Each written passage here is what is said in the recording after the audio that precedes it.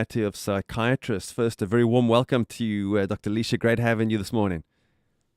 Morning, Brad, and a welcome or good morning from a very cold Johannesburg. It's cool here, but we don't know when the rain's ever going to arrive, but we're waiting with anticipation.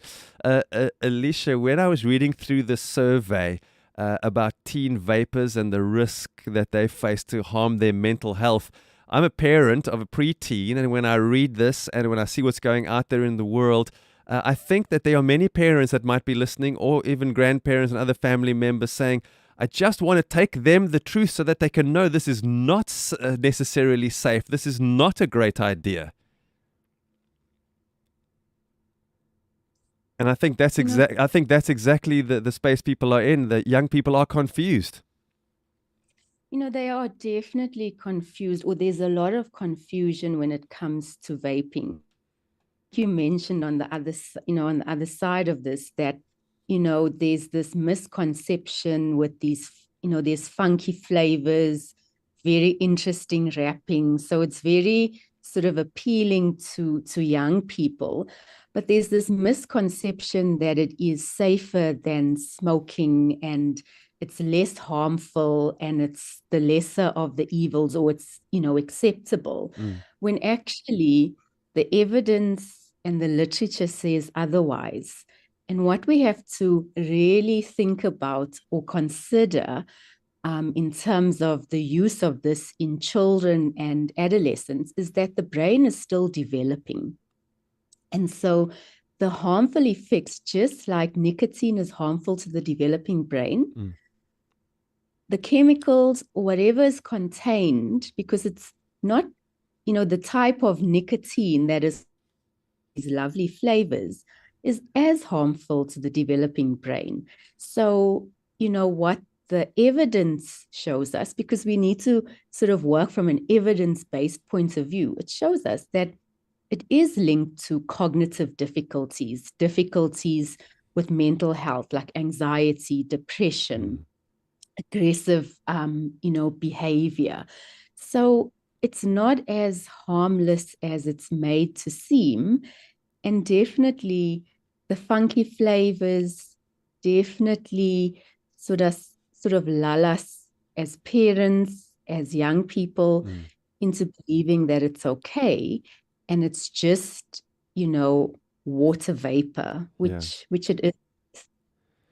I was reading some of the reports over the last few days, and one of the things that struck me is there's this cool factor side to it, and the pressure that young people feel anyway, Alicia, to be do what the in crowd are doing, for lack of a better phrase. Maybe I'm giving my age away by saying something like the in crowd, but there's this other side of where it's many young people have said it's part of a coping mechanism, but then it's actually going around in what they call bi-directional. Help us to fully understand that. They're trying to do it to cope, but it's actually helping them to not cope, so they're kind of stuck in this destructive loop. It is stuck in a destructive loop, but I also kind of like to think about it in the sense that if you have to use vaping to cope with the stress, maybe we need to be addressing the stress, because it's not a coping mechanism. So they're using it to cope with anxiety, depression, with the stress, but actually it can increase the risk of, depression, anxiety. And what they are, what the literature is showing us is that definitely there is an increased risk for anxiety and depression, and those who vape have a higher incidence or prevalence of anxiety and depression. So, the one begets the other, and the one is used to help the other, but it's not actually helping, it's making it worse. What do we do? I mean, this feels like the next obvious thing is we need to have some kind of idea or some kind of strategy here as parents, as caregivers. What do we do in these situations? We don't always know how to deal with our teens when it comes to the things they do and why they do it and how they see themselves in the world around them. But when they're dealing with anxiety, they're feeling too much pressure that's coming from school and from outside. I mean, for you as someone from the South African Society of Psychiatrists, how do we actually help our teens through this when they're dealing with anxiety, suicidal thoughts, depression, etc.? And how do we move them away from these fake solutions? I think these solutions present more of a quick fix.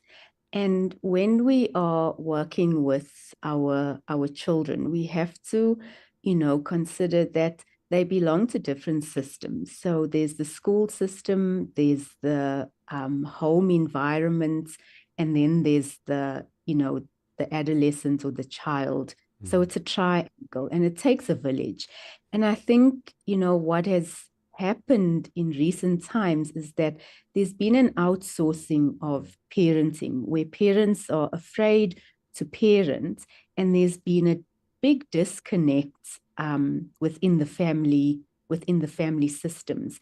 And so I think it's just about one, raising awareness or being able to what anxiety looks like in a child. What does depression look like? It looks very different to an adult because of where they are developmentally. And oftentimes, you'll hear parents say, ah, but what do these kids have to be anxious about?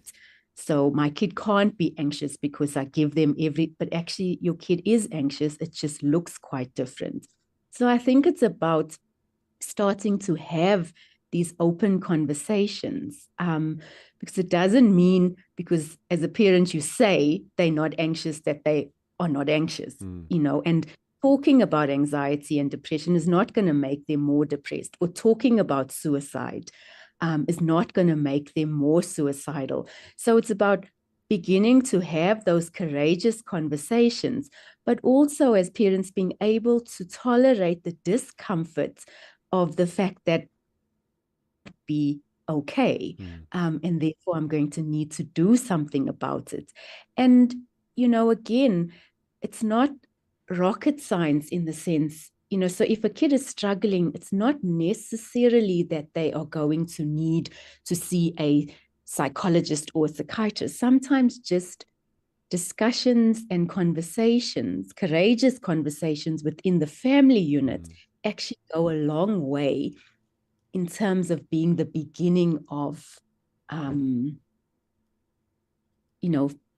battle of coping with stress. Yeah. But a lot of the time in the work that we do, we find that parents can't cope with the stress, but we're expecting our kids to cope with stress. So there needs to be a focusing on how do we empower parents. I'm chatting to Dr. Alicia Porter, board member of the South African Society of Psychiatrists. I love this idea, Alicia, of these courageous conversations.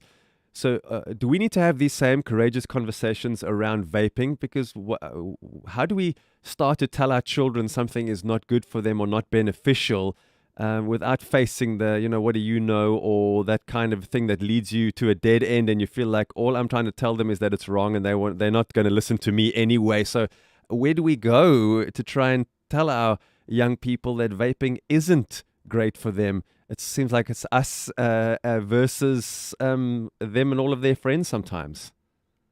And oftentimes it's quite interesting because, teenagers are a hard, they're a hard crowd. They are a hard audience because you're up against, all the, TikTok and the influencers and all of these things. But, sometimes just presenting the facts. Previously, when explaining addiction to an adolescent, I would take out 2 pictures of a brain. This is the brain of somebody who has a substance problem, and this is the brain of somebody who doesn't. And sometimes just the visual representation of that and the stark difference that this is the harmful effects of this substance on your brain. So it's about, I think, first appreciating as a parent the risks involved and then communicating those risks. But in a conversation, let's have a conversation. Let's reason together rather than it's bad for you. But I need to understand, how is it bad for me? Yes. And because it is can lead a decline in your academics. It can lead to, you know, difficulties with your mental health. But often the biggest struggle is for kids to actually admit to their parents that I am struggling. At what point, Dr. Porter, do we say we need professional intervention? We're sitting down and talking, we're having these courageous conversations, but I think we need to take the step further. My child is more depressed or struggling with anxiety beyond what a normal conversation seems to do. At what point do we say now we need professional intervention? So when it starts to affect your day to day, so with children, when it affects their, when there's been a decline in their academic performance, when they're not sleeping well, they're not eating well, their energy levels are not the same as they were before, we are in a bit more trouble than the courageous conversation can assist. So when there are those things, that's not just your normal teenage, just a normal teenage phase. Those are signs. And oftentimes, there's the saying that says that the greatest indicator of wealth is a good night's sleep. And one of the biggest indicators of, that there may be underlying mental health issues is when your sleep becomes disturbed. Yeah. How do you find, just as we close, I wish we had so much more time, but we don't. We only have like 2 minutes left, Dr. Porter. How do you know who's the best person? A counselor, psychologist, psychiatrist? I mean, we want to take these steps. They're not inexpensive and they're processes. There's nothing like a quick fix. How do we know what's best for our situation? I mean, I think it's about, oftentimes it's, it takes a village to raise a kid. And it's the same mental health space. So it's not necessarily one or the other. It may be both, but it's always a good place, to start with, your primary health physician. So your GP or, your psychologist. And, they could then assist. And if you need further, then, a psychiatrist. But also the South African Anxiety and Depression Group have amazing resources available both online, telephonically, so they are also able to kind of assist in directing as to where would be the best place to start. Thank you so much. So much information packed in there into those minutes, courtesy of Dr. Alicia Porter, board member of the South African Society of Psychiatrists, reminding us that teen vapors risk harm to their mental health. They think that it is harmless. It is not.